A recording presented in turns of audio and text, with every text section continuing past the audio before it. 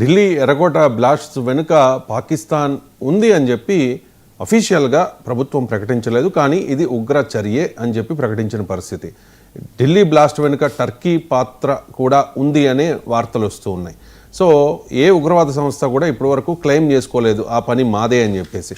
కానీ పాకిస్తాన్కు చెందిన ఒక నాయకుడు ఢిల్లీ బ్లాస్ట్ మా పనే అని చెప్పి ఒప్పేసుకున్న పరిస్థితి. గతంలో మనం చూసాం కదా, ఎంజీ రావు గారు పహల్గామ్ దాడి తర్వాత ఆపరేషన్ సింధూర్ తర్వాత ఆపరేషన్ సింధూర్ ఆగలేదు, మరో ఉగ్ర దాడి జరిగితే ఖచ్చితంగా మళ్ళీ రెజ్యూమ్ అవుతుంది, మళ్ళీ స్టార్ట్ చేస్తాము, ప్రపంచ పటంలో పాకిస్తాన్ని లేకుండా చేస్తాము అని చెప్పేసి.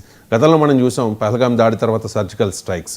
సో పాకిస్తాన్ నేత ఒప్పుకున్నారు కాబట్టి దాన్ని కన్సిడర్ చేసి మళ్ళీ సర్జికల్ స్ట్రైక్స్కి దిగే అవకాశం ఉందంటారా ఎంజీ రావు గారు? ఎస్ అండి. ఇప్పుడు పాకిస్తాన్లో ఒక కీలకమైన నేత అన్వరుల్ హక్ ఒక నూరు జారారా కావాలని అన్నారో తెలియదు, కానీ ఢిల్లీ బ్లాస్ట్ వెనకాల పాకిస్తాన్ ఉంది అని ఒప్పేసుకున్నాడు. ఆయన మాటలు చెప్పాలంటే అన్వరుల్ హక్ ఏం చెప్పారు అంటే, ఢిల్లీ నుంచి కాశ్మీర్ వరకు మేము బాంబులు పేల్చగలం, అవసరమైతే లక్షలాది మంది అసలు శవాలు లెక్క పెట్టుకోలేకపోతుంది భారతదేశం అన్నట్టు మాట్లాడేశారు. అంటే ఏంటి, ఇప్పటి వరకే మన నేషనల్ ఇన్వెస్టిగేషన్ ఏజెన్సీ ఏమంటుంది, ఈ ఢిల్లీ బ్లాస్ట్ వెనకాల ఈ ఆల్ ఫలాహ్ ఫరీదాబాద్ యూనివర్సిటీలో డాక్టర్లో వీళ్ళని ట్రైనప్ చేయడం, ఈ వైట్ కాలర్ టెర్రరిజం వీటన్నిటి వెనకాల జైష్ ఈ మహమ్మద్ అంటే పంజాబ్ ప్రావిన్స్లోని బహవల్పూర్ కేంద్రంగా ఉన్న ఈ మసూద్ అజహార్ ఏది తీవ్రవాద సంస్థ జైఈఎం ఉంది అని అనుమానిస్తున్నాం.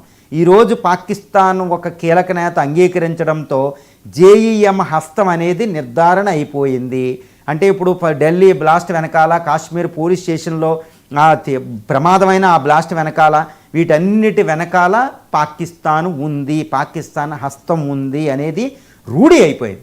మరి ఇప్పుడు క్వశ్చన్ ఏంటంటే, మనం ఒకటి గుర్తుపెట్టుకోవాలి, మే 7 నుంచి 8, 10వ తారీఖు దాకా ఆపరేషన్ సింధూర్ తదనంతరం భారత ప్రధానమంత్రి ఈ పంజాబ్లోని అదంపూర్ ఎయిర్ బేస్కి వెళ్ళి అక్కడ S-400 missile air defence system వెనకాల ఉండగా ఆయన క్యాప్ పెట్టుకుని ఒకటే మాట చెప్పారు, పాకిస్తాన్ నుంచి ఒక టెర్రరిస్ట్ వచ్చినా ఒక బుల్లెట్ వచ్చినా మేము ఎన్ యాక్ట్ ఆఫ్ వార్గా ప్రకటిస్తాం, దాన్ని ఒక యుద్ధంగా పరిగణించి మేము యుద్ధం చేస్తామన్నారు.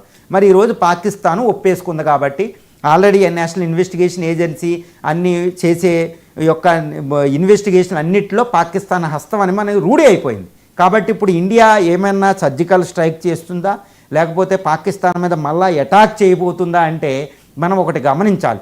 నిన్నటికి నిన్నే పాకిస్తాన్ యొక్క ఫారిన్ మినిస్టర్ కూడా ఒక మాట చెప్పారు, ఇప్పుడు ఇండియా మా మీద మళ్ళా దాడికి సిద్ధంగా ఉంది, అది ఆఫ్ఘనిస్తాన్ ద్వారా కానీ సర్జికల్ స్ట్రైక్ ద్వారా కానీ లేకపోతే డైరెక్ట్గా కానీ అటాక్ చేసే అవకాశం ఉంది అని పాకిస్తాన్ స్వయంగా విదేశాంగ మంత్రి క్యాబినెట్ మినిస్టర్లే భయం వ్యక్తం చేశారు ఇంటర్నేషనల్ కమ్యూనిటీ ముందు.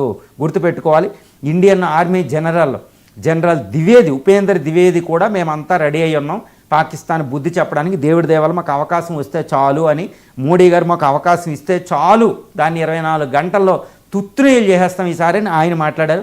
ఆపరేషన్ త్రిశూల్ జరుగుతుంది, జమ్మూ అండ్ కాశ్మీర్ నుంచి పంజాబ్ వరకు ఆర్మీ అలర్ట్గా ఉంది. మరి ఇప్పుడు ఈ ఢిల్లీ బ్లాస్ట్ వెనకాల పాకిస్తాన్ హ్యాండ్ రూఢీ అయిపోయింది, జైష్ ఈ మహమ్మద్ హ్యాండ్ రూఢీ అయిపోయింది, మసూద్ అజహార్ ఉన్నట్టు అర్థమైపోయింది. మరి న్యూఢిల్లీ మోడీ ఏ నిర్ణయం తీసుకోబోతున్నారు మనం చాలా జాగ్రత్తగా గమనించాలి. ఈరోజు ఆఫ్ఘాన్ ఒక మంత్రి గారు కూడా ఇక్కడే ఉన్నారు, కామర్స్ మినిస్టర్, ఆఫ్ఘాన్తో మన పూర్తి సంబంధాలు ఉన్నాయి. మరి ఈ న్యూఢిల్లీ ఇస్లామాబాద్ మీద యాక్షన్ తీసుకోబోతుందా అంటే యాక్షన్ తీసుకునే అవకాశాలు ఇక్కడ పుష్కలంగా ఉన్నాయి. ఎందుకంటే ఇంకా టెర్రరిజం ఎండగాలేదు. ఆల్ ఫలాహ్ యూనివర్సిటీ నుంచి 10 మంది డాక్టర్లు ఫోన్లు పనిచేయడంలో వాళ్ళు మిస్ అయ్యారు. అంటే స్లీపర్ సెల్గా ఇండియాలో ఎక్కడైనా దాడికి వాళ్ళు అవకాశం ఉంది. కాబట్టి ఇండియాలో టెర్రరిజం జరిగే ఉంది. వీళ్ళ కంట్రోల్ ఎవరి చేతిలో ఉంది, పాకిస్తాన్లో ఉంది. అంటే టెర్రరిజం అంతం కాదు, ఢిల్లీ బ్లాస్ట్లు అంటే ఇంకా పెనుముప్పు ఇండియాలో ఉంది. కాబట్టి పాకిస్తాన్ మీద భారతదేశం యాక్షన్ తీసుకునే అవకాశాలే ఇక్కడ పుష్కలంగా కనిపిస్తున్నాయి. ముఖ్యంగా యాక్షన్ తీసుకుంటే మాత్రం అంటే పాకిస్తాన్ నుంచి ఇంకా టెర్రరిజం ఇలా కొనసాగుతూ ఉన్నా మొన్న జరిగిన దానికి ప్రతీకారంగా భారతదేశం ఏం చేయొచ్చు అంటే అగ్ని-5 ఈ బంకర్ బరస్ట్ బాంబ్ ద్వారా లేదా బ్రహ్మోస్ మిసైల్ ద్వారా లేకపోతే ఎయిర్ రైడ్స్ ద్వారా మళ్ళా ఈ బహవల్పూర్లో ఉన్న జేఈఎం హెడ్ క్వార్టర్ని పేల్చే అవకాశాలు ఉన్నాయి.